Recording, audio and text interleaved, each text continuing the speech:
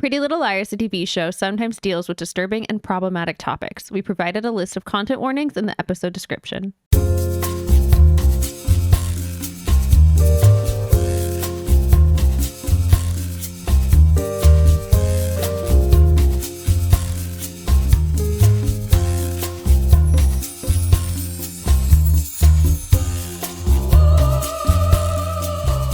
And welcome to Dead Ends. I'm Emily. I'm Brenton. And we have 2 new episodes for you from season 2. Is it the penultimate episode? Penultimate episode.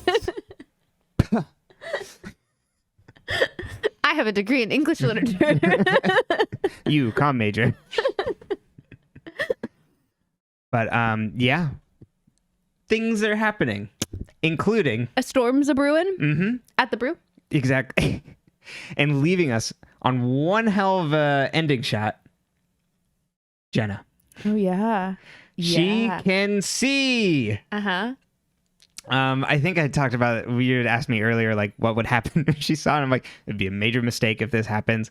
Like, I think I need to go back and look. I'm pretty sure. You were off the gut. I was like, nope, they shouldn't do this. This would be awful. They won't do that. It's awful, blah, blah, blah. And I was like, okay. And here we are. I don't know. I guess less offended by it, but we'll see how it plays. I mean, it's kind of Jenna, so I don't know. Her having like a secret weapon against everybody else, and we get more of the onion peeled back of like how she like messes with everybody. I don't like the return of Toby, in terms of her minion. Her being like Toby, my love, and him being like, not happy about that. But you know, again, the one thing that drags down Jenna, being a top tier menace. Mm-hmm. So we'll see. You know, it is just weird that they keep bringing up the whole dating your step sibling thing. Mm-hmm.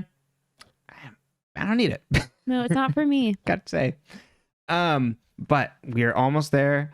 There's also lots of suspicious activity being thrown at one character. So then, of course, we'll get to this in Theory Corner. I'm just like, well, am I off then? Like, they fall down the list. Why would I think it's them? And they start throwing out things, and then I'm like, it's like I don't know if I'm being stubborn about it or like digging in my heels. I'm like, they're being a little bit too forthcoming and pointing the finger at this person. So we'll see. I'm excited. So what I'm really excited too. We will do this episode, and then we will do like a mini-sode of Brenton's final sealed envelope guesses of who A is before we watch the finale. Yeah. One short standalone Theory Corner. One. So should we take Theory Corner out of this one then and just do that separate, or? No. Because you'll do it more in depth than that. Yeah, exactly. Okay. And you can revisit Alison's timeline. Yes. Of the night she died. Mm-hmm. Not her timeline. Just right. All the way back. It's an event he's hosting for Alison. Exactly. So Big Bang, then what are the dinosaurs? Right, exactly. Meteor, and then Alison somewhere in there. Are we ready to get going with the recap then? I'm always ready for you to recap these episodes. Perfect. I'll just stare at your little gray hair that I found. Oh yeah. That was a bit of pre-recording that I found out that the mics were not working. So thank God I found it as we were just getting started the first time. See, the gray hair was good luck. That's right. Thank you, gray hair.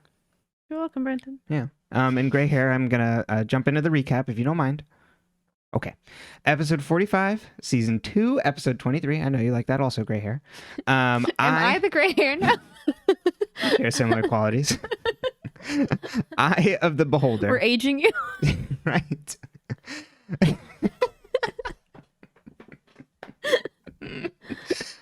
You keep me young. Yeah? Mm-hmm. Even when I'm getting gray. I'll feel the way I do today. Okay. Okay, Ezra, you writing poems? No, you make me feel. No, I know, so, but it's B-52s. B-54s? What was the poem Ezra wrote? Oh, B-52s is the band. What was that? It's been so long. I thought it was like supposed to be like not B-52s, but B-52s. 54? Yeah. Oh, okay. But I could be wrong. You do the recap. I'll Google this. Okay. Sounds good. The friends are outside the cupcake place, and they all discuss the guy who recognized the red coat from the end of last episode. So we're jumping ahead a little bit. And Aria says, like, she talked to him. She told him she was a friend of Vivian's but hadn't seen her. He then gave her his number and his name, which is Duncan. And he works at a bookstore in Brookhaven. Spencer says that Alison must have got to know him to help get closer to A. Aria says she's going to call him later. Spencer's senses start to tingle, and she sees a black car pull up. And Jenna gets out with gauze over one eye. And Emily, like, you kind of get this weird voiceover where she's like, she got the operation. Toby gets out as well. And Toby's instead, like, I noticed it through these episodes, he's wearing like sweaters now. It's like sweaters and polos. So methinks that Jenna might be dressing him. Toby gets... She can't see. Doesn't mean she doesn't want him dressing a certain way. But she wouldn't know what he's wearing. But she would like pick things out. And he would be... And then Toby in these episodes, he's a little bit more like... docile. Uh-huh. It's also B26. Oh, B26. Uh-huh. So that's half Song of on the B52. jukebox. Yeah. Okay. Oh, it's the song on the jukebox. It's the song. So today. maybe B52 isn't... I don't know.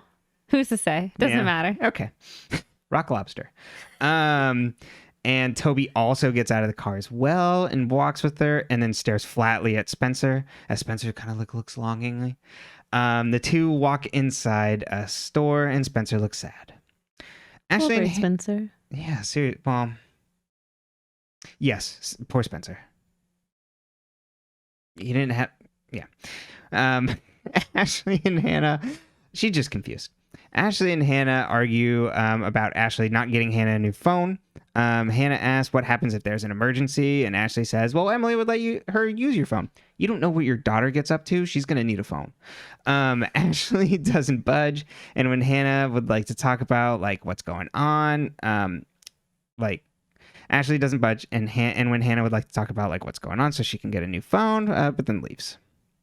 Mona catches up with the friends at school and gives Hannah a new phone and mentions that it's like this old 6-month-old phone that like she has.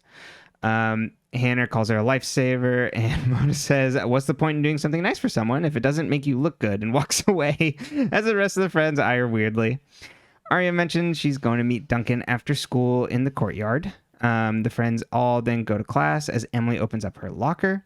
She gets a text from an unknown number that says, it's Maya. Don't tell. More to come. Spencer watches Toby walk Jenna through a school doorway, and then Jenna takes herself the rest of the way and walks off.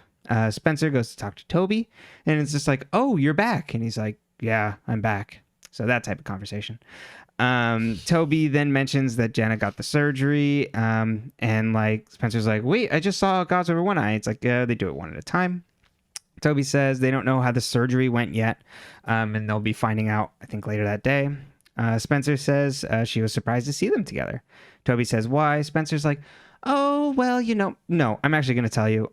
It's like, you went through so much to get away from her. Why go back? Toby says she's my sister. Spencer then corrects him and says stepsister. Toby says she's been through a lot, but all that's coming to an end, and you better get used to it. Spencer says, I've been thinking about us, and Toby says, it's a little late, isn't it? Jenna comes back and says, so Spencer, is that you? Spencer says yes, and Jenna says, thought so, as her and Toby walk off. Oof. Hannah goes to leave to go in class, and then sees Toby and Jenna walk by and looks at Spencer sadly. Aria meets with Duncan. Duncan asks like if Aria... It's very funny, they always meet at the school courtyard. Duncan asks if Aria is her real name, and then he asks like... because Vivian's real name wasn't Vivian. If you're her friend, you'd know her real name. Aria says Alison, and Duncan smiles and asks where she is. Aria says, oh, well, she's dead. And Duncan looks concerned, asks what happened. Aria explains the whole murder and disappearance. Duncan then asks if they know who did it, and Aria says no. Duncan says cops must have some idea, and Aria says, we don't trust the cops. Duncan says, who's we? And Aria says, well, me and Alison's friends. Duncan says, oh, you must be the writer who kept journals Alison used to talk about you for a lot. I don't remember any plot point about Aria keeping journals. She's always writing in a journal. When like the mom walks into the room. Oh, like, I guess kind of casually, huh? Yeah, she's just always writing. Yeah, okay. Aria wants to know more about what Alison told Duncan, and Duncan says, I can't tell you like here, but like I can tell you more details like somewhere else. We used to hang out at more places than the bookstore in Brookhaven, and we actually hung out a lot that summer that she disappeared. Aria says, let's meet there later to discuss then, and Duncan says, you know, I actually saw her the weekend that she disappeared. Come hang out with me alone. Isn't that fun? To me is like I love Aria, but she's the one who's like, oh, is there a fire? I'll walk through it. Like, good God, you should not be like doing this. And especially like where it goes later, it's just like you're more and more getting ensnared. The friends catch up on the Duncan meeting. Hannah is suspicious about him, but Aria isn't. See previous conversation there. Emily is walking behind them sadly. They then see Garrett peel off in his car, and they get a text from A, where there's smoke, there's payback. Aria sees Jenna and Toby leaving their house with fire department officials. Spencer says they must be talking about the night that Jenna went blind, and that Jenna has like done such a good job screwing him up that Toby's probably divulging things. Jenna and Toby talk at the hospital, and Jenna is discussing some story where a woman got her eyesight back and how she put like all these things that she loved in her room. Like, so when she like saw that she was able to see again, she could just look at all the things she loved. And Jenna's going to do that same thing and wants Toby there. Toby's very resistant and sees Ren across the hall. Ren then walks over and asks, hey, Toby, like, how's your arm? It looks like you don't have a cast or anything. And Toby says he saw another doctor. Jenna then sticks in the middle of this, like, awkward conversation and introduces herself. Ren asks if Spencer knows that Toby's back, and Toby says yes. Ren walks away, and Jenna asks if that was Spencer's personal physician. Toby says yes. Jenna says, I bet even a lie sounds good in that accent. Mm-hmm. Spencer reads at school as Emily walks up and asks if she's okay, and asks, like, are you thinking about Toby? Spencer says it's my fault, all the shit with Toby and Jenna now that he's back with her, and like Emily, like, and Emily's like, well, you did break it off with him. Spencer asks if Maya's parents have heard from Maya, and Emily says, oh, no, but I have. And then explains that she hasn't told them yet because, or she hasn't told me where she is yet. And I don't know if I should tell her parents. She's like, I keep thinking about like what my parents would think if like, you know, I was reaching out and contacting people. Jason then stops Spencer and Emily in the school hallway. Spencer's like, oh, sorry, I haven't called you back. Like my resources just been like completely depleted lately. And Jason's like, oh no, this isn't about that. Awkward silence as he looks around. He then tells them he has some of Allie's old stuff, doesn't know what to do with it. Maya's family found it like within their stuff, and Maya dropped it off at the house. And Emily's like, wait, what? And Jason's like, yeah, the bag was just like left on my porch. But I saw that like Maya was missing in the paper. Spencer confirms it's like, oh, it has Alison's stuff, right? You know what I just realized? Ring doorbells would have changed the game for this show. Oh, absolutely. If there was a possibility for them to like record people, because then that would be a total stinger at the end of an episode where like Jason's looking at like his ring door, or Jason's showing them the ring doorbell footage of like Maya dropping the box, or like whoever it was. Yeah. Or it's like, or whoever, as we get later to the fire, like whoever did that, like be a ring doorbell. Totally. Did the ring doorbell footage survive? This is not sponsored by Ring Doorbell. No. And by all means, do not get a Ring doorbell. I believe, is Ring like Amazon? I'm pretty sure Ring is like selling personal data to police and things. Oh, good. Yeah. Love that for them. Yeah, I'm pretty sure. But all the people in the show would have them because that's like a very like wealthy people thing. Like, yes, absolutely. To like have like that extra layer of some sort of security. Mm-hmm. Yeah. But like super wealthy. The Hastings would just have like private security, I guess. Yes, but, exactly. Well, they could also have a Ring doorbell on top of that. Exactly. I mean, they don't really leave much security with their daughters when they're like, we're out for 2 weeks. That's true. But they do, like, they live in a nice area, you know? That's true. It's like a lot of murder. Well, just a lot of weird crimes and disappearances happening. Yeah, I guess just like maybe one murder. Right. Two. Did they ever follow up? Is anybody still concerned about their therapist? Ian. Ian. And then Jason asks if they want to come over and have a look. Ella visits Fitz at his office, and he's like, "Oh, hello. Would you like an apple or chocolate milk?" And Ella's like, "It's all right. Like, it's just fine. I just..." Oh no, he's too young for my high schooler. Right. Pretty much. Ella says, "Just because I want to talk about this doesn't make me an ally, and I only care about my daughter." Fitz says, "Oh, like, so you're not on my side then?" And Ella says, "Byron certainly has an opinion, and that's why he got you that job offer, but I don't have an opinion there." Fitz is like, "Yes, you do." And, it actually does matter, like, what you think about these things. Ella agrees that, yes, she's of the same opinion as Byron, and then asks if there's anyone that's been bullying Aria or wanted to hurt you. Fitz says, "Yes, but there was, but not anymore." Miss Jackie. Uh-huh. Mona and Hannah walk the halls at school, and Mona is angry that Jenna pulled Noel away from her.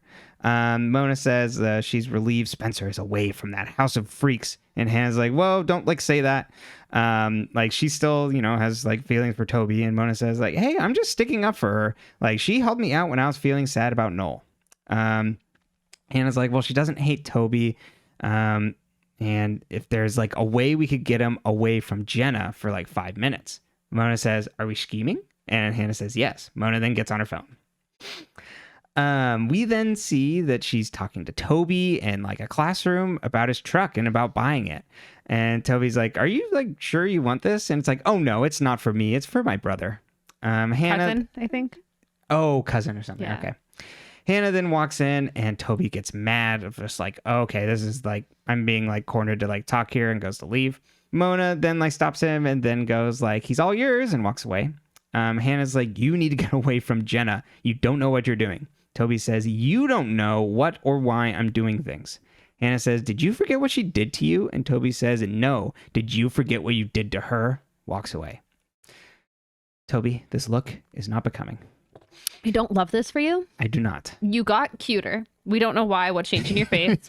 Very true. But your attitude got worse. Yeah. And you don't get to get cuter and have your attitude get worse. Mm-hmm. That's not how this works. Yeah, it looks like he came back and lost a little like baby fat. I think he put on like, he got a bigger face. I think his face got like more filled out. Gotcha. But not in like a like baby fat cheek way, just in like a, like you get a stronger jawline way. Mm-hmm. I don't know though. We'd have to look at before and afters. Yeah, I didn't write any notes when he first entered, and you were like, "Yeah, like he looks cuter, right?" I'm like, "Yeah, definitely." Jason drops the bag from Maya and says Maya found it, like said it was in the attic, like it was hidden. And it drops on the table at Spencer's house. Aria then comes in and she tells Spencer that like, "Hey, I'm gonna go visit Duncan all by myself. It's totally fine," and then leaves. And Spencer and Emily then look through the bag. Emily finds Allie's jewelry box, and Jason mentioned, she had that when she was a kid. Veronica then walks into the house and glares at Jason. Jason's like, "Okay, if you find anything, keep it, and anything you don't want, just drop the bag on the back porch," and then leaves. Veronica asks if Spencer if he asked to come here. Spencer says, "No, I invited him." Veronica's like, "Don't do that. We don't want to complicate things." Spencer says, "We don't let those in the house." I know. "Keep that outside. Across the yard." Where he tried to build a fence. Spencer says, "I'm trying to uncomplicate things," but Veronica tells her to keep him out. Aria and Duncan are at a private airport. Duncan says he used to take Alison up in his plane all the time, and that he's had a pilot's license since he was 16. How old are you, Duncan? He then walks off to lead her someplace to talk about Alison, and Aria follows. Emily and Spencer continue to look through the items, but aren't finding anything of value. Aria and Duncan are flying in front of a green screen, but they are up in the air. How dare you? This was state-of-the-art technology. No, it's pretty good. I like the more hokey, like kind of like set with like a green screen in the background of like them flying. Old-timey movie style. Mm-hmm, totally. Aria asks if Duncan was in love with her. Duncan says, "I could have been. If someone hadn't gotten in the way, I figured there was another boy, but I had her all to myself up here and made her feel safe." Alarm bells start ringing. Duncan asks Aria if she wants to fly the plane, and Aria's like, "Oh no, I'm okay." And Duncan's like, "Do you want to understand your friend or not? Take control." And then Aria's like, like, weird thing to do. So she grabs it and starts flying, and then Duncan's like, Duncan then says Alison would sit in that seat. No mask, nothing to be afraid of. They couldn't get to her here. Aria asks, who are they? Duncan says, maybe a boyfriend, relative, maybe a friend, who knows? He says, I read in the paper, and that a guy named Ian had confessed before he killed himself and left a note. Aria says, we don't believe that, and that we think he was trying to protect someone. Duncan then takes over back flying and says Alison called him from Hilton Head and wanted him to fly her back from there to like a field outside Philadelphia. He picked her up that morning and said she was different that day because she had figured something out. Aria says if she was with you, then she was in town 6 or 7 hours before we thought. Byron visits Fitz and says he got a message that he wanted to talk. Fitz is like, yeah, I got another call about that associate dean position. They wanted me to give an answer. And I wanted to tell you, Byron, first before I called them back. Because you were so instrumental in me getting the role. Fitz then says, I'm not taking the job. Byron says, you best reconsider it. Fitz says, if I took it, I would never be completely sure why I took it. And I don't want you to have that power over me. I love these voices today.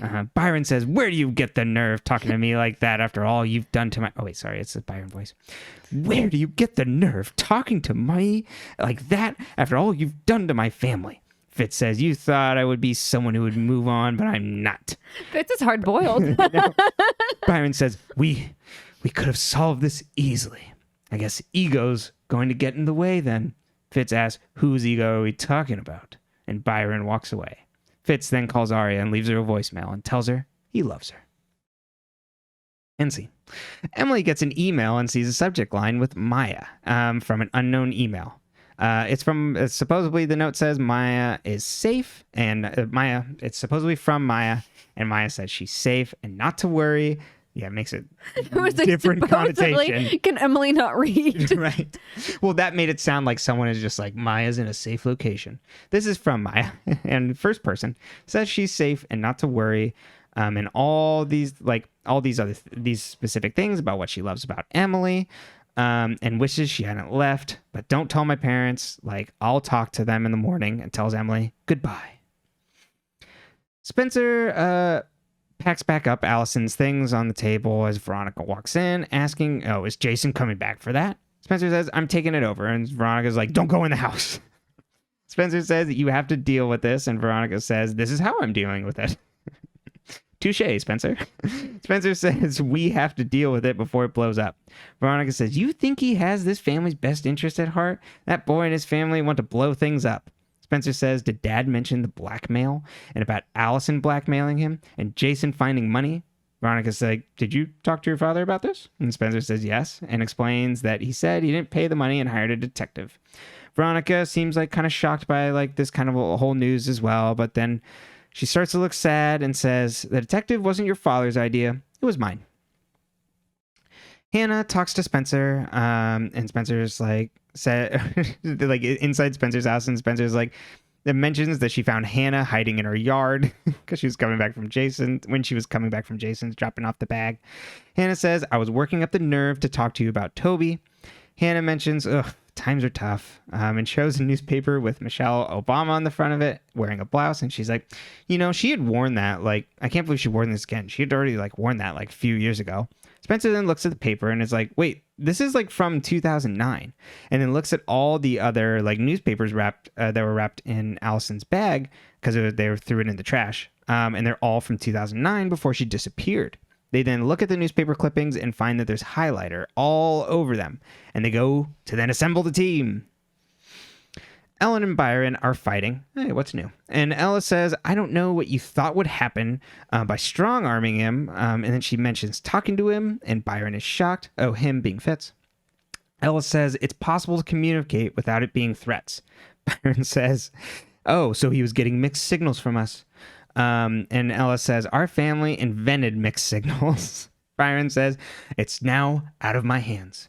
Ella says, don't back him into a corner. I don't want Aria with him either, but if we do that, they could act irrational. Hannah walks down the side yard from Spencer's and grabs a bag off Jason's back porch so they can go look at the rest of the newspaper clippings. She then hears a bang and goes to investigate and drops the bag. Jenna then slams against its door in a pretty good jump scare moment, and you can see her through it's the window pane on the door, and falls down. So then Hannah runs into the house to get her, as the house we see that has just smoke pouring out of it. Spencer then walks up to come help her, and they pull Jenna out of the fire. As they get away, the house just explodes. Jenna wakes up in the hospital as Toby's there. Jenna asks if there was a fire, and Toby asks what she remembers. Jenna says she got a text, assumed it was from Jason, that said he had to talk to me. She got there, rang the doorbell, someone opened it, and that's all she remembers. She asks if the house caught on fire, and Toby says yes. Jenna recounts being trapped in there and asks if Jason got her out. Toby says, no, Hannah Marin got you out. Hannah, Emily, and Aria catch up on the Duncan news at the hospital. Ashley then arrives to make sure Hannah's all right, and they hug. Ren is personally seeing to Spencer and removes glass stuck in her hand. Ren asks about Melissa and asks about Melissa. I forgot he did this. Spencer mentions that she's in Philadelphia. Ren says, oh, the carpenter's back. And I wasn't expecting the sister. He says, Spencer, you have a very complicated life. Ren says, we keep getting shoved in the same path together. Spencer says it feels less like fate and more like bad luck. Ren says, I hate to do this, but I have to ask you a question. Do you wish certain things between us never happened? Spencer says, no, I wouldn't take anything back. I would. Aria and Jason sit in the lobby, and Jason asks why Jenna was in the house. And I was halfway to Scranton when I got the call. Jason mentions the entire first floor is demoed. Veronica then walks in, and Aria goes to talk to her about Spencer. Ashley, Hannah, and Aria talk to her kind of farther away. We don't hear them. And then walk off with the doctor, leaving Veronica alone in the waiting room.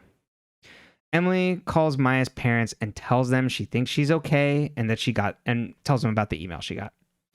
Spencer sees the waiting room on the other side of the glass as Jason sits next to Veronica to talk, but we don't hear what exactly they say.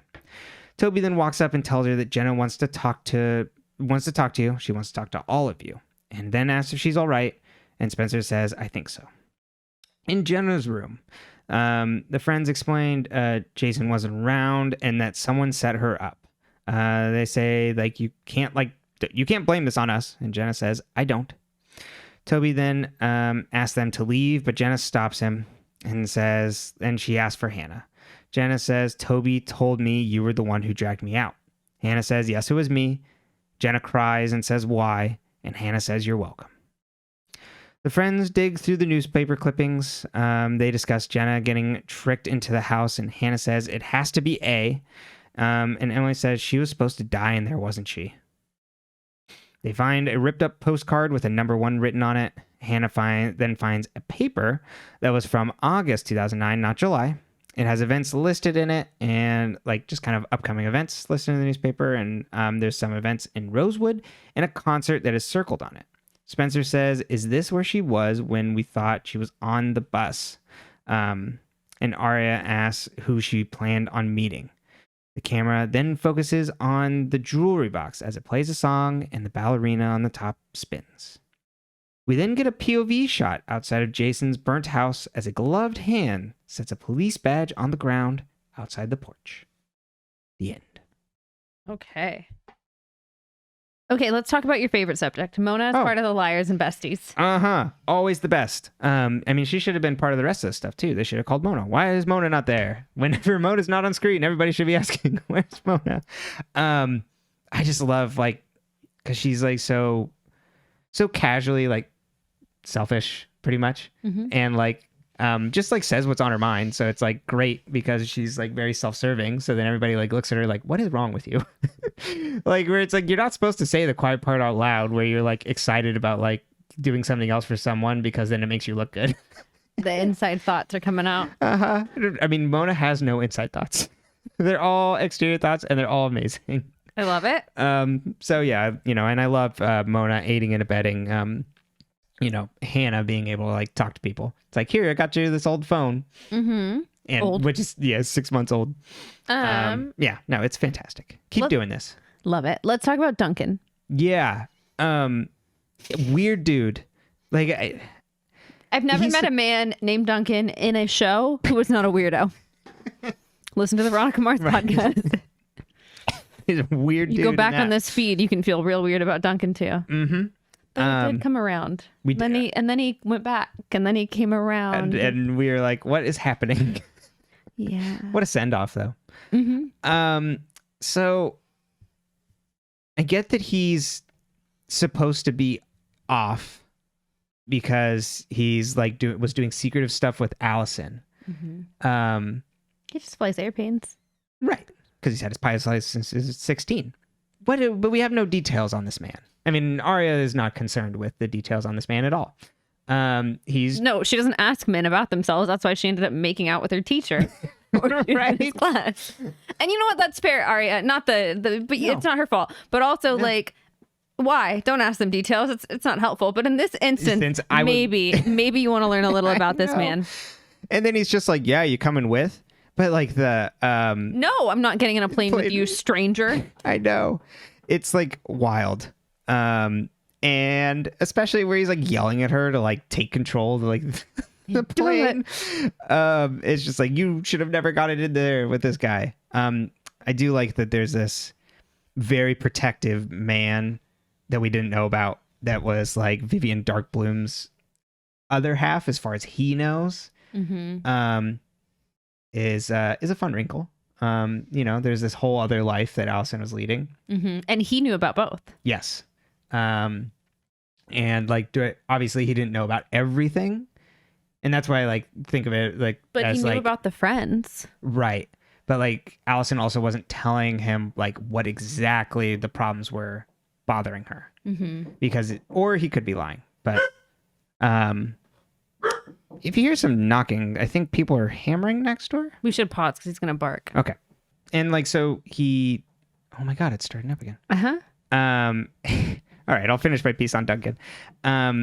He doesn't know what was like actually bothering her and what all the dangers were. So like, how much does he know? Mm-hmm. Like, was he lying? What does he know? Exactly. Would he lie for her even though she's not here? Right. It seems like he would. So I like that twist. I like that there's this like other like confidant being pulled in. Mm-hmm. Even if I'm not like sold on him generally, he's not like, doesn't seem like that exciting of a character. He's a little flat. So, but we'll see. I don't think that's going to be this season. Well, it could really pull me in on the last episode. That could be some shit there. You'll have to wait and see. I don't know. Soon. Yeah. All right. Why is the fire department investigating the fire 3 years later? I know. I don't think we get an answer to that. Are they investigating the fire 3 years later? It really does. I'm wondering if it's a misdirection and it could just be like, I don't know. They're like zoning. Yeah, exactly. Just like some weird thing. I was going to be like, oh, or if they were trying to like potentially do something for the house to make it more accessible for Jenna. So then the fire department has to be like, well, you go here and you can do that. Because why else would they be investigating it like years later? Unless Jenna brought it up, which could totally happen. I really hope Toby wasn't giving them details about it. But I mean, if anything, I think he'd probably just blame Alison, who is... Right. Already blaming him for being a peeping Tom. And, I mean, she's dead, so... That's true. Like, speak ill of the dead. They don't give a fuck. She spoke ill when she was alive. Exactly. I'm thinking it'll probably be a misdirection, but just enough so like our core group is like shaking in their boots. The gals are scared. Yeah. Anytime Jenna's talking to someone. Let's talk Toby real quick. We have a Ren and Toby scene. Yeah. And then we have Toby being a bully to Hannah. Yeah. I don't like it at all. Like I said, this is not becoming of Toby. I'm assuming... This is not the Tobias, This is my headcanon. Tobias Kavanaugh should not behave this way? No. Being definitely mean. He's probably a bit jaded, of course. So he's maybe taking it a bit out on Hannah when he's angry at Spencer. But my hope is that him getting close to Jenna, like when he goes like, you don't know what I'm doing and why I'm doing it, is that he's close to Jenna for a specific purpose to try and understand more about her. And it's not just like he's under her spell like everybody else is. What do you think that purpose could be? Finding out more about like what she's involved in with like Garrett and all those people, because I think Toby before has been kind of like turning a blind eye to like some of that stuff. But now I think he's like trying to investigate it more and figure out on his own. Now he's hard-boiled too. Exactly. Now that he's been cut off from his partner. So he's like, fine, I'm just gonna do it then. You know, and the things that are nice to see, at least with the, I hate him saying this, with the Toby Jenna stuff, is that we get a better glimpse of how Jenna comes off to the people that she's involved with, like, and how she uses that against people. So I mean, that's fun, even if it's, you know, playing into like that, like temptress woman, femme fatale. Well, yeah, exactly, that she's like luring these people into dangerous situations and stuff. But I mean, that's fun. Exactly, pretty much. She's tanked Garrett, she's tanked other people. I still think there's Wilden things happening in the background. But yeah, so I'm hoping Toby has some agency that he's preserving here, because he's been through the shit already. Now, Ren, you know, Toby's playing right into it. He tries to be cool, but Ren's like 4 years older than him. Right, and he also is closer with Spencer now than Toby is. So like a high schooler and college and a doctor. And a doctor.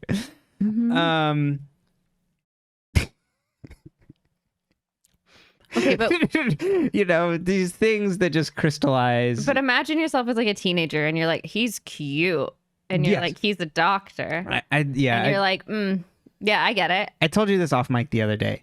Like, if there wasn't the age gap with Ren, he'd be a fun character. He'd be a nice character. He's like a very, at least like in his relationship with Spencer, a very emotionally intelligent and like caring partner.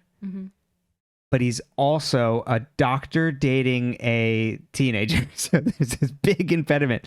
But otherwise, if you're looking like with like blinders on, then like he's like a really nice character, and I can understand why a lot of people would like him. But then you say things like, yeah, this doctor is like shaking down Toby in the dressing room, and Toby's like a high school kid getting his GED. It's like, Dr. Ren, what are you doing? The goddamn menace. But otherwise, yeah, it's, I mean, because we were kind of on the topic of like, you know, men written by women or sort of thing. Like, I would say Ren falls into that sort of like broad category. Caleb's a good man written by a woman. I feel like Caleb makes more sense. Oh, gotcha. No, I mean, Ren too, but you know, I'm like, out of all the boys, I'm like, Caleb makes the most logical sense in terms of like action, behavior, consequence, action, behavior. Fair enough. So yeah. It's too complicated for me to get on the Ren train. Well, and like he told Spencer, her life's very complicated. It is. And he's British, so like I get it. The accent takes you like 15 steps up. Like Jenna's completely right. Like, you know, I bet a lie would sound good coming from him. Exactly. Like I understand. And it's like it's very the Hugh Grant of the show. Speaking of other inappropriate relationships, let's talk about Ezra and Byron. Again, that is just like, yeah, you think you can shake me down? I love your teenage daughter. So then I'm over here like, yes, stick it to Byron. Wait, no, but like this is about his teenage daughter. But like, yeah, but Byron should be on the back foot. But like, I don't want to root for you. No one's winning. No, the only person losing is you, I think. It is. The joke's on me. So it's it's very funny that Fitz, the show is definitely like, he's just the good guy. He's doing the right thing. He's fighting for who he loves. Because then we get like next episode, like he fucks around and finds out. And not even for the reason of like, it's Byron's daughter and she's in high school. It's just like, well, you made an enemy of Byron and he's very influential in these halls. I guess, I don't know how well universities take care of themselves for like, it's usually not high schoolers, but there's definitely things going on with students. We don't know the policies. Exactly. Or like how they like actually monitor that stuff. So maybe it all makes sense. Maybe they really care. I don't think they really care because like 18. Yeah. Weird. I don't know though. Yeah. Have you dated your teacher? Let us know. Exactly. In college. Write in. deadendspcast or pcast@gmail.com. So yeah. Were you Paris Geller? Right. Are you? That's one of my favorite Gilmore Girls plot lines because you're just like, what the hell, Paris? Right. It's a really good one. But then they kill him. Sorry, I digress. Okay. But yes, Ezra and Byron. And then also throwing Ella in there of like, Ella is the rational one in this sense of like, we don't want to push them because if we continue to push this, like Aria is going to spin out of control and this is all going to go bad. And then, we're already, it's of course tilting toward that. So, with Ella's track record so far, when she's the right one, you're on some rough footing. What did Alison figure out the day she was murdered? I'm assuming who A was. Okay. I'm assuming who was coming after her. That's my assumption. Yeah. I don't have enough. Because she already knew about Jason and the son and being it. What about the Father and the Holy Spirit? Yes. Peter and Veronica pretending like things aren't happening. No. I can't hear you. And then there is some sort of NAT club thing going on, but I feel like Alison already knew about that. So I feel like the only thing for Alison to, figure out would be who A is. Because it seems like Alison kind of understood everything else and was torturing everybody else. And there's only one person or persons that were taunting, that were able to like taunt her. Okay. And torture her because she seemed to have everybody else wrapped around a finger. Why was Jenna really in Jason's house? Was she actually tricked? I think she was 100% actually tricked. Who tricked her? But and I think she did get a text of like, you want to like come here or like I'll like reveal your secrets about this. I'm gonna say it's A. I'm gonna say A tried to kill her. So we're thinking because that A is in my theory, A is opposite those NAT club people like Jenna. Is working against them so they're like combative in a certain way of like whatever they're trying to figure out. They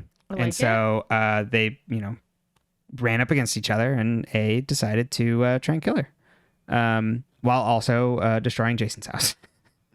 Perfect. We love it. We love a good blow up. Totally. Yeah. What do we think Jason and Veronica talked about? Yeah, I think he was trying to make peace with her and just be like, I'm not going to come after you. My quarrel is not with you, but you have to like understand what the situation is. Yes, Spencer is my sister. Exactly. So like, I'm not trying to destroy the family. I just like, and Melissa's sister. I want exactly. I want this to be okay. I don't want you to think of me as a villain. I have a very high opinion of Jason. Can you tell? Other than the Aria thing, but he's hopefully moved on. I mean, he's not a teacher, at least. And I thought it was funny that they interact a lot this episode. And they just kind of, they're just kind of going along. They don't call attention to it. They just kind of quietly like interact with each other. And I'm like, oh, okay, cool. Emily telling Maya's parents. Good call? Bad call, as we find out. Because we'll get into this theory corner. I'm still thinking Maya's in the running for an A thing. And so if she had to leave her house, must have been for a good reason. Combative with her parents about things. So that would be an affront. She's like, how could you let them know? Because I don't want them, even if she was like still running away because of the weed stuff, she still seems to be mad at her parents. So even if it's on just like that ground, it's just like, I don't want you to like tell my parents about that. And I mean, we do get the text, and I think in the next episode about it. Yeah, it's blowing up her spot more than Emily knows. Is my theory. I love it. All right, well, that's what I have for you for this episode. Okay. Yeah, I find the Veronica being like, yes, this is how we handle it. We stuff it down and we don't talk about it. Conceal, don't feel. Exactly. We have an image in this town and it is not going to be ruined. I've hitched my ride to this man, and that's that. Is a great term for it because that's the family. But it's very funny of just like, nope, plug in my ears, not happening. But yeah, that's it for me then. If we want to move on to the next episode. Episode 46, Season 2, Episode 24, If These Dolls Could Talk.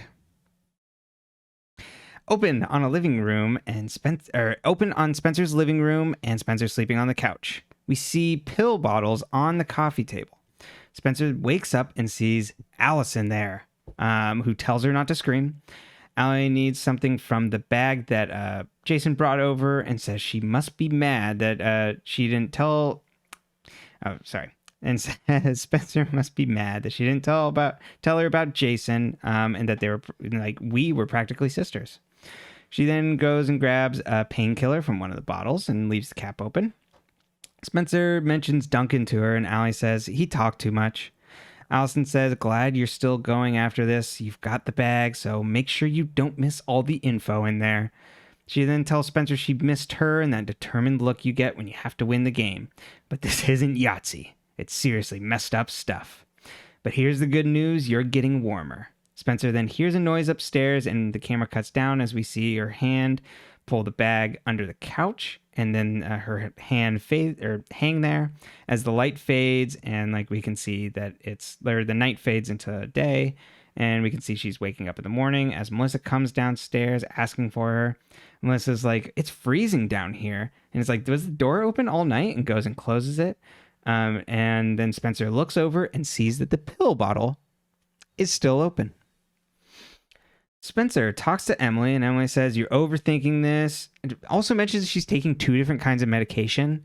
I didn't really understand why Spencer was being medicated. For the hand, it's a painkiller and an antibiotic, I assumed. Oh, thank you.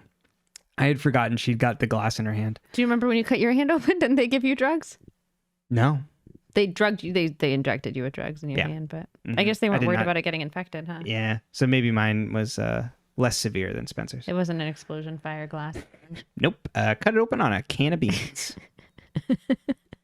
Oh, it was one of the worst nights of my life. What a charmed life I bring you in.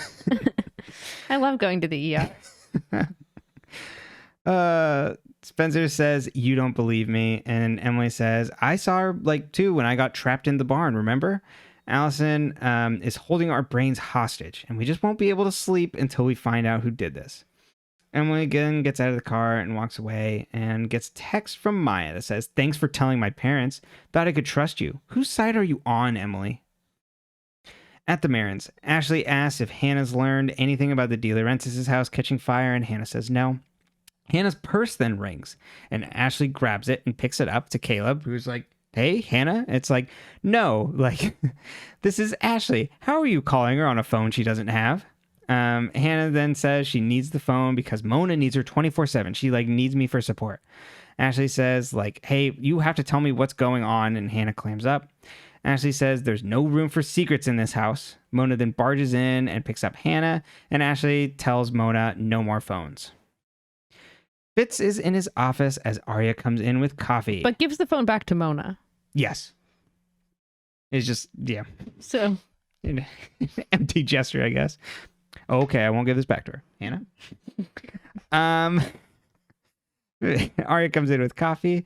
Aria mentions Byron is at a conference in Vermont and hey, we should celebrate. Aria says Fitz showed him that he can't control him. Fitz says the dean's been weird around me ever since I got back, and when your dad gets back, it could get much worse.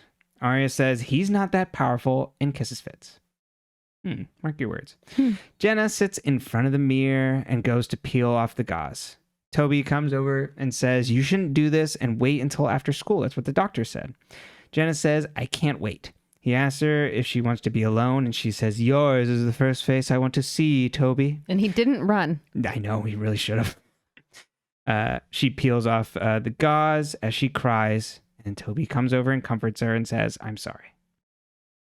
Spencer runs in to the lunch table and says, Alison took out a classified ad to get A to meet her in Brookhaven. Alison and A had been trading classified ads to communicate. Allie was all set to meet them at 235 Spruce Street. Hannah then calls out that that's the address for the doll hospital. The friends all freeze as they see Jenna walk in with Toby, but the gauze is taken off, and discuss like, oh, she's like walking. She doesn't have her like stick with her. As the two approach the table, Jenna asks if they're all here, and Toby says yes. Toby then walks away, and Jenna sits down almost directly on Aria. Hannah asks if she can... Hannah's just like, can you see her or not? And everybody's like, Hannah. And Hannah's like, I want to know. And Jenna shakes her head no. The surgery didn't work. Funny thing is, I woke up this morning and could see clearly, just not with my eyes. You could have left me, Hannah, but you didn't. You saved my life, and I realized that people can grow, so it's my turn. I'm here to apologize and let go of the anger holding me back. Can we just please move on? Emily says, like, what exactly are you apologizing for? Jenna says, for holding a grudge and hating you. We've all done things we're not proud of, I know. I know what you think of me, but you're wrong. I've never been the person you need to fear. The friends then all kind of exchange glances. Jenna then gets up and leaves. Emily says, please don't tell me you bought that. And Hannah's like, what? Did she like light the fire herself? Emily said, then who's A? Like, who's A then? Garrett?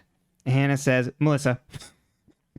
And Spencer says, I think Vivian found out, and that's why she's not with us. We should retrace her steps and go to Brookhaven. Favorite thing about this episode is just Hannah's insistence. It's like, it's Melissa. It's Melissa. Which, of course, because the show's so intense on it, makes me go like...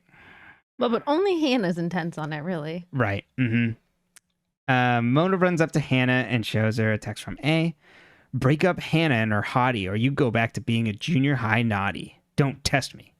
Mona asks if she got an A text too, and Hannah's like, well, I don't have the phone. I don't know. Mona then passes her the burner, and Hannah turns it on, sees she hasn't gotten anything since the fire. She mentions Jenna apologizing about this, and Mona jumps on that, saying, like, wait, Jenna's sending these? Hannah says, like, wait, whoa, I didn't say that. Like, we'll find out more after Brookhaven. And Mona says, Brookhaven, what's there? Got a lot of catching up to do. Caleb then walks up and greets Hannah and like kind of like looks at Mona icily. Caleb asks if they're on for tonight. Hannah mentions that Mona's sleeping over. Can she come with? And Caleb's like, oh. Mona then says, no worries, I have a paper due, and walks off. And Hannah chastises Caleb to at least act like he likes her. And he's like, I thought I was. Aria is cleaning up her mom's classroom when she sees a note from Byron on the desk asking for Aria's transcript. Aria sees it's stapled to an application for a boarding school for girls. The friends all walk together in Brookhaven and see an old woman entering the doll shop. Spencer stops her and says, we tried to call you. We have a few questions. Do you keep a record of who you sell dolls to? And like you did sell some to like a friend of ours that bought one, and like we get a camera shot of the voodoo doll in the window.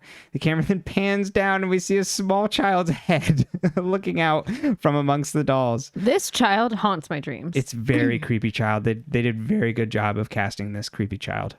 And Aria looks like weirded out. The shopkeeper is then like, please come inside. We see doll parts everywhere and dolls hanging upside down in the basement of this shop.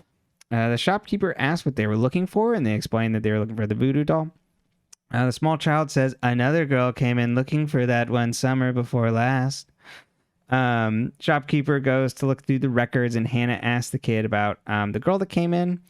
The girl wanted to know like who specifically had who had specifically had bought it. Emily shows a picture of Alison, and the kid says, that's her face, but she had dark hair. And it's like, I told her to stop looking for the person who bought it there, who was a man, or who bought it there. There was a man and a woman who were trying to hurt her. Shopkeeper tells the kid to stop talking. Spencer says, what is he talking about? And the shopkeeper says, it didn't happen, at least not yet. He sees things in his mind. He's gifted. Spencer then asks about what the couple looked like, and the friends ask if the girl was blind and wore glasses. We then hear that the kid's name is Seth. Says that she had dark hair but could see, And the shopkeeper shoos him away, and he says, sorry for what happened to her. Must have been awful breathing dirt into your lungs. Creepy child. Creepy child. But it's very funny that we segue into like supernatural. It's like, he's a gifted boy. It's like a Children of the Corn. But just at this one doll shop. Mm-hmm. The friends are at Hannah's, all looking freaked out, except for Aria. Tells them to pull it together. The kid was just 9. Aria asks who the couple was, and Hannah says Melissa and Ian. Spencer says, my parents thought Melissa could have killed Alison, and that explains the detective. She says she doesn't know what the detective found and that Melissa accused my dad of wanting Alison dead. Aria asks why. Spencer explains that, well, he's Jason's dad. Aria asks if Alison rubbed it in Melissa's face, and Spencer says Melissa hated Alison's guts, and when she worked in Brookhaven, probably drove past that creepy doll shop every day. Aria comes home to Ella dropping laundry in the room, and Aria asks how Byron is doing all this at his conference. Does he have enough time out there, like when he's visiting boarding schools? Aria says, you're just trying to haul me off because of Fitz. Ella says, that's not why I'm doing it. I know you're getting bullied. I want you safe. Aria says, well, Dad wants to punish me. I forgave him for what he did, and I could hurt him. What would happen if the dean found out he had an affair with one of his grad students? Where would they send him? Yeah, don't fucking come for Aria. Aria gonna come after you. Fuck around, find out. Uh-huh. I love this. I do too. The reaction from it is Dramatic. bad. Yeah. But I also kind of like it in like a car crash sense. Uh-huh. And we'll get to it. Melissa looks through the mail as Spencer comes home. She asks for Spencer's help with thank you notes for the baby shower. Melissa asks whose bag is in Spencer's room. Spencer's like, why were you in my room? Melissa's like, why are you so jumpy?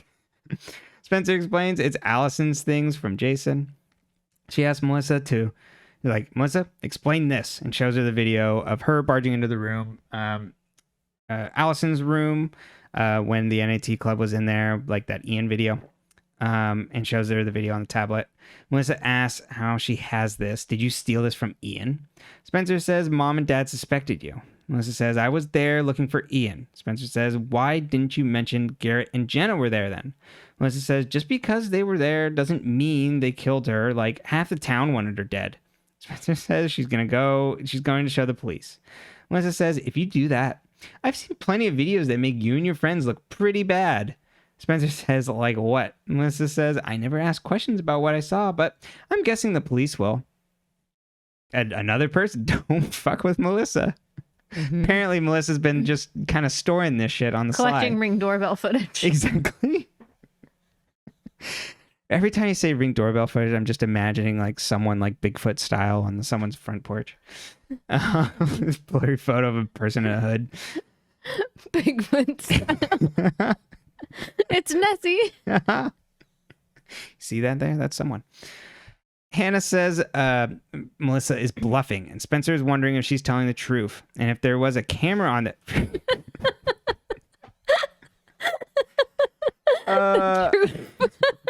TROOF. And if there was a camera on them the night of the Jenna thing. We then get a scene of Hannah and Caleb talking extremely cagely, and Caleb just like really not wanting to do whatever Hannah is asking him. Brenton had to rewatch this scene 3 times. I didn't know what to fucking say. I was like, what do I write this in my notes? Like, and you're just like, we'll find out later. I'm like, but what do I write? They discuss a plan Caleb doesn't want to do. Yeah. Mm-hmm. We watched this scene 3 times. Tearing my eyes out. I can't. Aria walks in to talk to Ella, and Ella asks if she told the dean, and Aria says no. Ella mentions that the boarding school idea is off, and Aria says thank you. Ella says, don't thank me. Why would we send you away when you're already 1,000,000 miles away? You know, when I found out about you and Fitz, I was angry, but I wasn't ashamed until yesterday.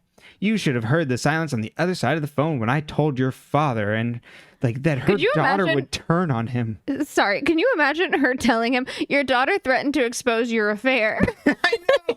What fucking phone call is that? Uh-huh. And it's just like, you know, I'm so disappointed in your father today, or in your daughter today. She should be disappointed in her father.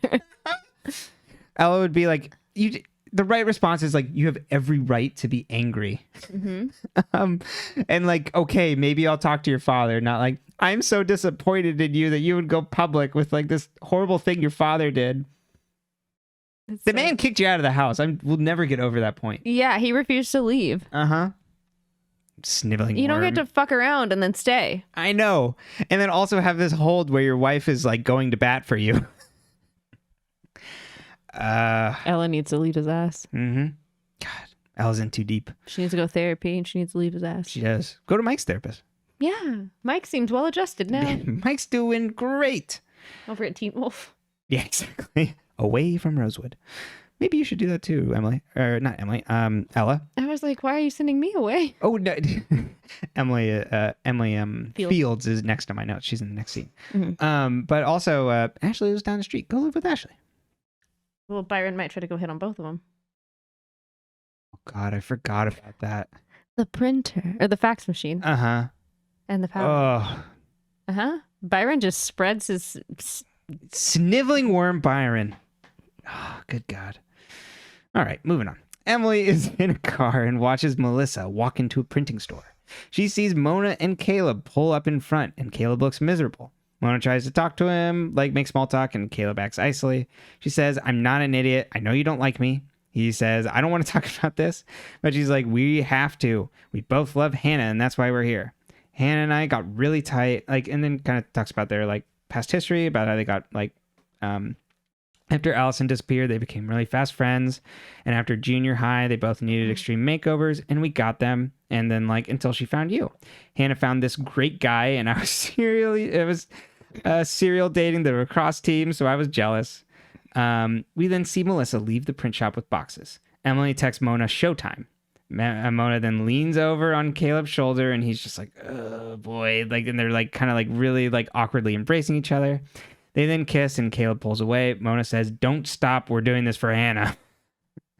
Melissa walks by and notices them like making out and looks weirded out. Hannah and Spencer are sitting there, sitting in her room waiting for a text. Spencer asks how she got him to agree, and Hannah says, he loves me more than he hates Mona. They suddenly get a text from A. Hey, Han, you into sharing everything with your BFF, even your BF? Hannah says, this is proof your sister's A. Hannah says, I don't have any thumb drives. We'll have to just bring the whole laptop to the police. And Spencer's like, whoa, no, hold on. This is my sister we're talking about.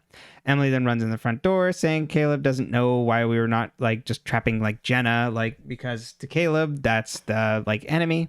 Hannah says, we have proof now of who's A. Spencer says, we need more proof. Emily says, we should show the kid the video from Allie's room. Hannah says, we're not showing the weird kid the video. He remembers her because he read the paper. Spencer says he did know how she died, and that wasn't in the paper. Mona comes in asking if it worked and then if they got an A text. Hannah then lies to her and says, no, not yet. Emily says, you can't. And Mona's like, okay, well, I'm going to go up and shower, and leaves. Emily says, you can't tell her everything. It's Spencer's family. And Hannah says, like, fine. We can stop at the weird kid's place before we go to the police station. Hannah goes to visit Fitz at his apartment and then like finds out he's home and is like, hey, I thought you were... Aria. Oh, gosh, who did I say? Hannah. Aria goes to Fitz. I was like, didn't Hannah already drop off or go by his office? Yep. Aria goes to visit Fitz's apartment, but finds his home and is like, hey, I thought you were working. He's like, I didn't have to. Aria says, well, my parents changed their minds on boarding school. And Fitz says, do you know why? Aria's like, well, I had to dig some stuff up. And Fitz is like, well, it could also be because I was fired. Jenna reads in her room, and I would say with Braille, this clarification is for later. And Toby walks in to tell her dinner's ready. Toby sees Garrett's car outside and is like, what does he do now? He just sits outside watching the house? Like, what does he want? Jenna's like, I don't know. Can you please just close the curtains? Jenna then shows Toby a wadded up piece of paper, and Toby unfolds it, and he's like, what is this? And we see that it's page 5. Jenna's like, well, Garrett asked me to keep it safe for him. I don't know what it is. Toby's like, why would he give this to you? Jenna says, I don't know. I think the police should have it, though. Can you take me there? Page 5 of the autopsy report. Mm-hmm.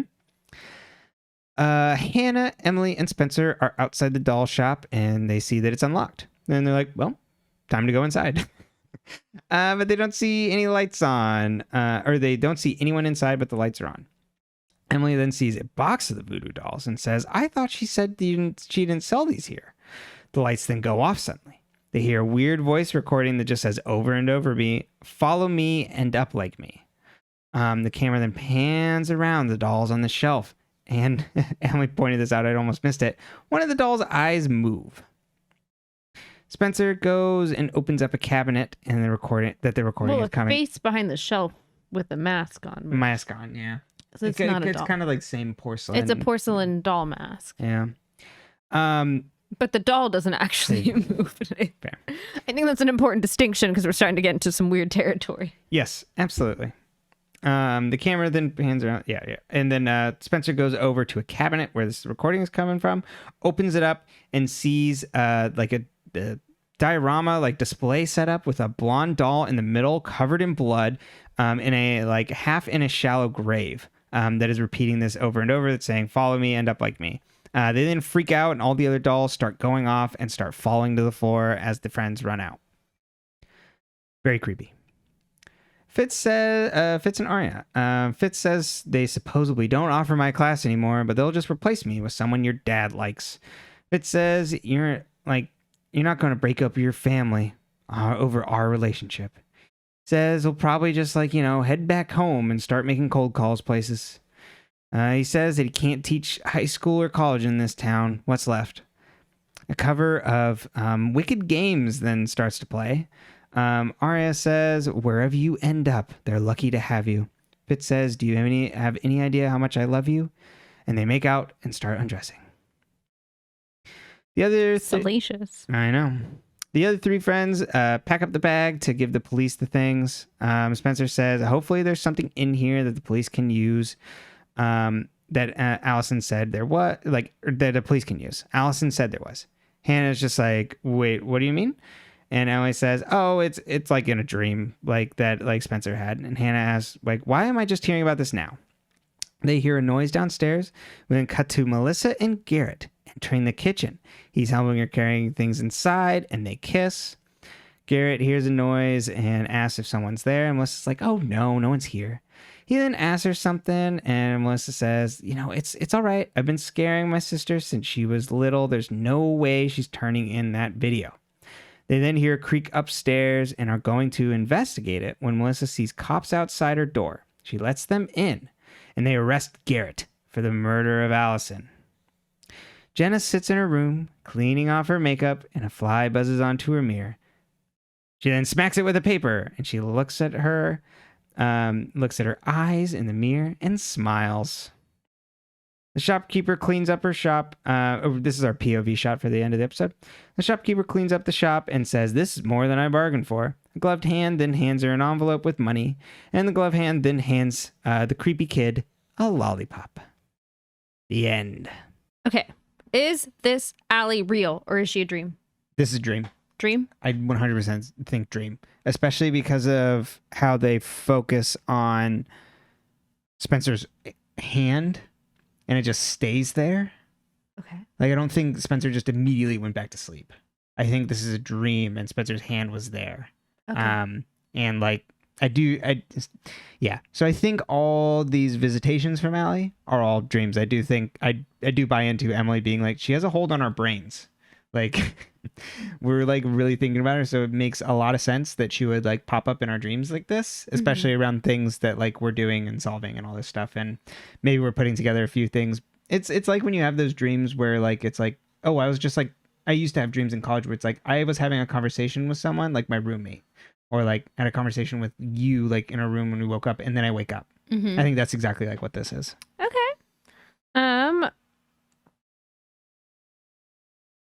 I wrote down, what is Jenna saying to them? What is Jenna trying to do there? What she's trying to do? Yeah. I think she is trying to get them in her good graces, sort of thing. So it's she can be kind of out of the way. I do think there is some part of backing off a little bit on them. Okay. Because I do think Jenna is doing some shit on the side that may have affected them. She's got a side hustle. Who knows? It sounds She's a like boss she was. babe. Sounds like she was already trying to kill Spencer at one point. Like, Toby, you weren't supposed to go back there. And I think it's like there is a little bit of guilt, of feeling bad, of like that Hannah actually did save her, even though, you know, after Hannah slapped her in the bathroom, which, you know, she deserved. So I do think there's a bit of like backing off and being like, I don't want you to figure out that like I've actually been doing shit. Like, so instead I'm going to manipulate you and say that like, I'm not the person you think I am. I think that's what that is. I think it's another manipulation tactic, but this time in service of like, I feel conflicted now. So I want you to not think of me in a bad way. Fair Not enough. suspect me anymore. As things start to come to a head, because especially with like her going to the police, she's starting to make some plays and burn some bridges and take people down. And I think this is also why we'll get in a theory corner later, like when we see Jenna being like so out about this, about like making all her moves like very telegraphed, like in the episode. I think that's what takes her out of the running of being A, and also like who would put her in the, try to get her to the building that would be set on fire. Rather than like things that are happening in more the background, which is like A. Okay. Us getting this much of a glimpse into Jenna's process, I think takes her out of the running. Fair enough. Hannah accidentally just info dropped at Mona. I love that. You know, there's a lot of steps to go. Like Mona is in the group, but like she's not like fully in. But I love that. Or it's just like, wait, what is this? Wait, what is Brookhaven? Like you have to tell me. Which makes me sad when they like keep things from Mona later, because that's gonna backfire big time. You don't lie to Mona. Mona's not gonna take that kindly. Mona is ride or die for you, so you need to be ride or die for Mona. It does not work any other way. They're all in or you're all out. Okay. So I think that's gonna backfire big time of them like keeping that piece of info from Mona. Interesting. Okay. I don't like the Caleb Mona thing. It's always supposed to like make you awkward, but yeah, it's just uncomfortable. and it's just kind of like, okay, like this is not as fun as like the show. Just like see who A is, and that's like their way of doing it. It's like, what if they make people make out with everyone? Right. It's like that episode of Riverdale where like Jughead and Veronica make out. Oh, Like it's the one where like everyone makes out in the hot tub. yeah, that's the worst. It's it's so funny how that episode then becomes this pivotal plot point later, because like someone gets like murdered in the woods But it's like, by like Veronica's security guards or something. let's just make out in this hot tub. Yeah, and then then you just get this gross scene. There's also just like zero chemistry between Cole Sprouse and the woman who plays Veronica. Camila Mendes. Yeah, and it's just like, okay, this is it's all parts of this that makes my skin crawl. Okay. Why does Byron think sending Aria to Vermont will do anything? Good God, Byron. He again, like how Ella's just like, not everything has to be like combat, pretty much. Byron is just like, yes, it does. And he doesn't understand any other way. He's like, oh, I can't talk to Aria one-on-one. So I have to manipulate her. I'm still feeling scorn from the father-daughter dance. But he doesn't know how to talk to his children nor his wife. So he's just like, well, this will fix itself if she's gone. And maybe like she'll be sufficiently cowed when she comes back. And then I'll be like, well, don't you realize now I was just trying to protect you? And in a sense, he is. But why? And then the turn on Ella, just your father was just so disappointed. You should. Yeah. I can't believe you would turn on your family like that. She's like, he turned on the family. He fucked her. I don't know. He gets to find out. I'm a child.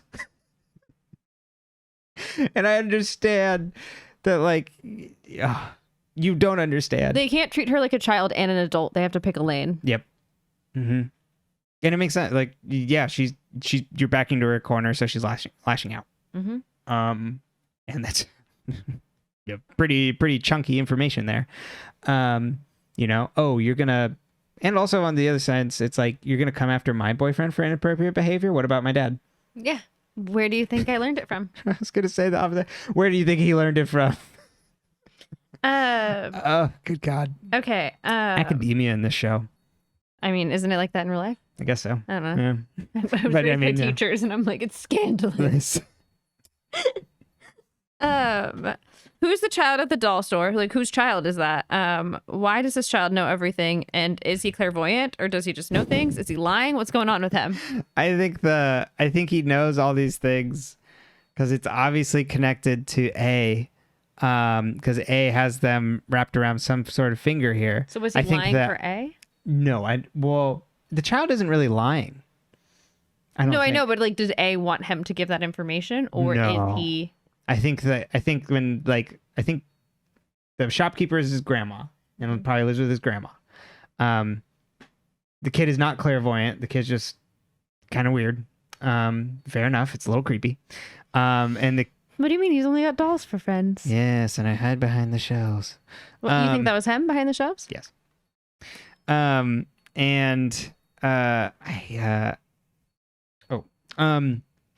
so knows some information from hearing like people talk and meet and converse here, because this is obviously some sort of place where A is connected to, potentially as like this like hideout like place or like planning place. So like has overheard things about like what happened. And so was not supposed to give that information. And it's just like literally speaking the truth of just like, yeah, that's really sad. Like what happened to your friend, but like, you know, in their own way. So they're, and obviously they're and getting paid off by A. So I think there's more history here. Melissa has blackmail videos. What do we think her angle is? Yes. I'm assuming she got this from Garrett. Because of their connection there. So Garrett is probably shown as like, oh, you know what your sister's up to? And because Melissa is in way deeper than Spencer wants to believe. Melissa is connected and tied to all these things. And so also does the like play innocent act, but it's like way more so than, but I like when she gets pushed a little bit and it's just like, nope, I'm going to bring you down. You think you got more on me? And then also talking to Garrett of like, I've been scaring my sister since she was little. I can control her as much as I want. It's great. I love that mask finally being ripped off. And so I think her angle is protecting herself. Fair enough. And so it's like push come to shove. We'll make it look bad for you at the cops because I have enough things like to where it would make you all look guilty. You know, Melissa's been pushed around a lot, tried to be pushed around a lot by Spencer. But there's more going on. All right. But then all the evidence they just keep throwing at Melissa makes me be like, is it Melissa? And you know, second guessing her in the power rankings of A. Okay. Who else could have seen Mona and Caleb kiss besides Melissa? Yeah. So here's the thing. This is back on the street in the center of downtown. Anybody could have seen her. They just didn't have to know. They just could have not noticed like someone walking down the street and being like, "Hey, that's fucking weird." One person that could not even be connected to A could just be their like high school classmate, would have been walking down and being like, "Wait, that's weird," because they're in the center of town. So I think anybody could have. So but A sent the text, right? So I think A would have. I think A definitely saw him. Sarah, you're asking who's A? I'm asking, like, is there who else besides Melissa could have been seeing them? Is it conclusive proof for Melissa? Yeah. No, I don't think so. I think it's too wide of a viewpoint for people to be able to see them to be conclusive that it's A. Okay. I think it's a kind of bad plan. Yes, it is. Ezra fired. That's what I wrote. Ezra fired. Yep. Goodbye. Yeah, we don't, and the reason is not for anything in propriety. It's just like probably Byron pulled some strings and now he's gone. So I think what's going to happen now is he's going to wish-wash over whether he's going to leave, he's going to stay, or he might leave actually. You know what? Take my money out, put it on the table. Fitz is gonna leave in the next episode. Warning for everyone: Brenton is very bad at gambling. I'm gonna say Fitz is gonna leave in the next episode. Forever. Not forever. But it's gonna be like one of our like Caleb's going to Montecito. Oh, look, he's back. But it's gonna be enough for like Aria to then move on to like whatever boy number 2 is gonna be, Duncan. And like, it's think Duncan's gonna be in the running? Yeah.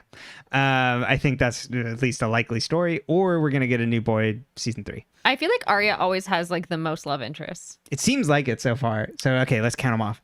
We've Fitz, Noel, Jason. Who is the guy who does karate? What's his name again? Holden. The guy who does karate. Yeah. Holden. I guess there's those 4 for now, huh? Yeah, I guess that's She didn't have anybody else? No. And then Hannah has had Sean. I was like, I don't remember. Yeah, and Caleb. Mm-hmm. And then Emily. Well, Emily has a lot too. Emily has Maya, Paige, and Samara.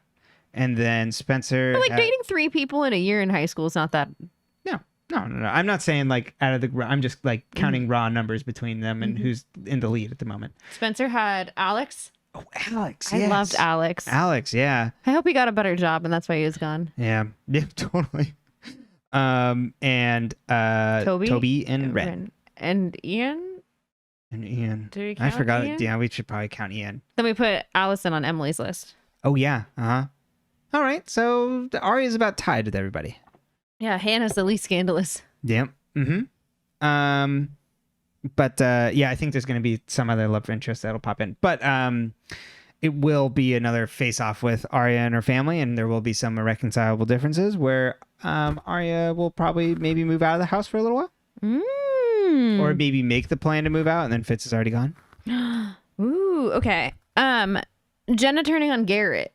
Yeah. Love to see it. Because she's done with him. Toby was right when he said that, like, you know, she's going to chew you up and spit you out. When she's done with someone, they're done. And so now it's just like, okay, I've insulated myself with Noel, probably still. We don't see him around, but he could still be, like, involved with him. Wilden, potentially. Now she's got another guy on the police force, like, that's back. She potentially thinks she has Toby to rely on. Yeah, I think that it's like, yeah, time to cut Garrett loose. There's loose ends. This is her. I'm always bringing it back to spy stuff. I swear I don't watch that much, but this is what I always think of. It's just like the Bureau's got to take out their agents now that the agent's no longer of use. Like when they try and kill like James Bond or something, it's just like no loose ends. Okay. I love it. The doll store. Garrett deserves to, you know, ACAB, but Garrett deserves to be arrested. Yeah, when you keep predicting that he's going to die. Yes, at some point. I thought he was dead. Yes, I thought he was dead when the police badge was outside of Jason's house, and I thought it was going to pin the murder on. There's going to be like some sort of murder pinned on like Jenna or like or Jason for like trying to kill these folks, and that like they couldn't find Jason's body, but they presume that he's like burned in the house. Garrett's body. Jesus Christ. And that Jason did something, and that it was going to have some sort of murder investigation there, but we don't find any of that. So I think instead now this is going to be a Garrett started the fire situation, even though Garrett didn't start the fire, as Billy Joel once said.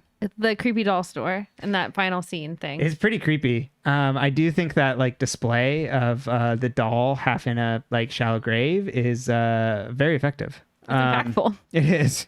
And it's a very good scare tactic. Really fucked up on A's part. You know, he does that.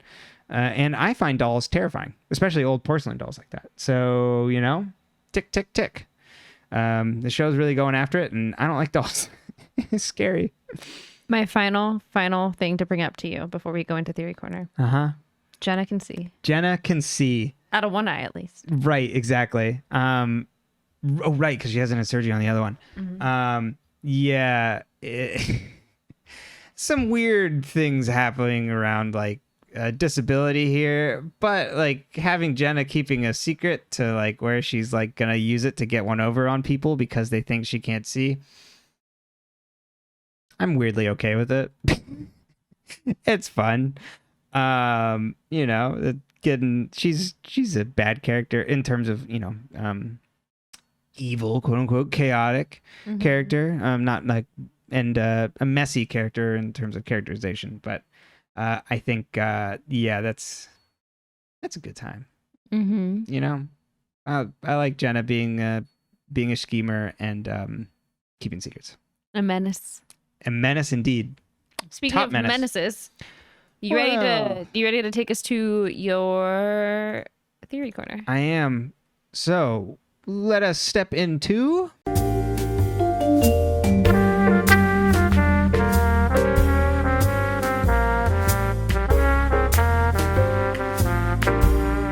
Theory Corner. Welcome everybody to Theory Corner, the final Theory Corner before I know who A is. Well, we'll do like our little mini-sode. Right. Oh, yes. Sorry. Our one final in-episode Theory Corner, and you get a little special one next week. Or not next week. In between this week. Okay. I still think Maya is top of my list. Okay. Give me your why. Because she is doing things off camera, sneaky things, and she has been involved with other people. She did the drop off of the alley bag on Jason's porch. And like, why would she do that if she's just trying to get out of town? And also not even like speak to Jason, as in just like, hey, like just dropping this off here. It's just kind of like this weird thing to do before she goes missing. So I think there's some shit happening with her. And then also, I'm doing a little addition by subtraction here, that because Melissa would be my number 2.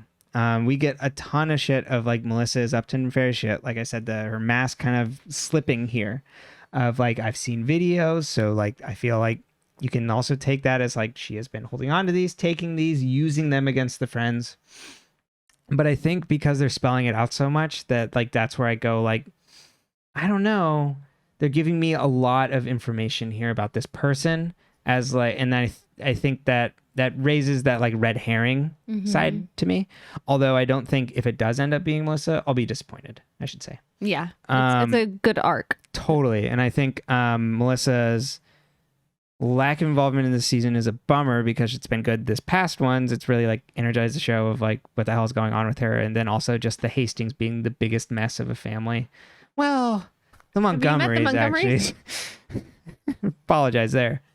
And I don't think it's adults or anything. So just keeping it to kids, keeping it to the theme of like cyber bullies, and like how it can people within your own friend group coming after you. And so I would think that it could also be like, as we kind of got some glimpses, Mona, although I don't really think it's going to be, because Mona has shown she's very capable of blackmail.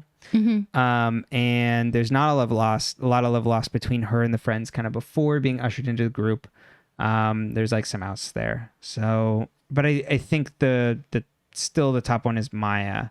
I don't think that necessarily means that Maya is the one who killed Alison. Yeah, because A and Allie's murder don't have to be the same. Exactly. But in terms of just figuring out A, I would at this moment I would think it'd be Maya, and then Fitz on the list. Always on the list. Yeah, exactly. He's the red herring. Fly list. Don't cross state lines list. Stay away from schools. Exactly. No wonder. Yeah, you can't work at any schools. Cool. Okay. Any final thoughts and theories? I think that is it for the Theory Corner for this episode. All right. Thank you so much for joining. Goodbye.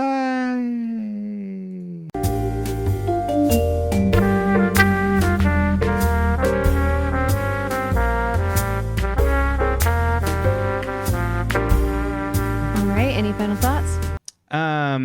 Thoughts for my thoughts? Thoughts for my thoughts. I'm just excited to figure out. Like, there's all this momentum, but it doesn't even actually kind of like seem like it right now. I thought there'd be like more breadcrumbs to like the characters would have to who A is. Like, so I'm curious to see how it gets pulled off next week. In terms of the reveal, like, is it going to be just a reveal to the audience? That's where my money's at the moment, rather than to the characters. And this is going to be like something where we find out and then we'll have to deal with consequences in season 3. And it won't necessarily be resolved. So that's at least like general thoughts there about where the direction of where they're going to take the A reveal to. So I'm excited to find out. It's been, we've been building. Mm-hmm. And then also just like how like off course I am or right I am. I'm excited to see like what the interpretation is of who this like bully and menace would be. Like, what is the show's final thoughts on like what's its kind of like thesis around this type of like high school bullying, like or like high school like terror kind of thing. Like, what it is it that like what I've been thinking of, like that your friend group can like come after you and inflict way more damage than like, people just have access to you to be able to do this stuff? Or is it something completely different? So I'm excited to at least have like a conclusive idea on what the show thinks about this. Mm-hmm. Because that'll kind of, by showing you who the character is, that gives you the whole thesis. So yeah. Exciting. I'm very excited. All right. Well, when I'm not here doing this, sometimes I do other things. You can find links to all of those things in the link tree that Brenton will put in the descriptions on all of the platforms that you listen to this on. If you're listening to this on a podcast player, feel free to check us out on YouTube. It is Dead Ends. And if you're watching this on YouTube, hi, you can see our faces sometimes if we're not hiding behind the microphones. And you can listen to this on a podcast player. And if you do, please go give us 5 stars or a thumbs up or whatever the hell it is on whatever podcast player you use. Mm-hmm. As long as it's positive, I'm happy. Yes, really helps us for sure. Mm-hmm. Boy, yeah, and you can just find all my stuff in the link trees listed below then. Yeah, wow. Look at me, I did all the plugs. I know, you did all the work. Thank you. Thank you so much. You're welcome so much. And thank you for listening. Oh, that was terrifying. And I can tell you grew up in an upper middle class white neighborhood. Thank you so much for coming. I gotta go. All right, but before you do, we're still here. And next episode, we're going to find out something, but not everything. You're going to find out something. We're going to find out everything. Oh, I'm so excited. Me too.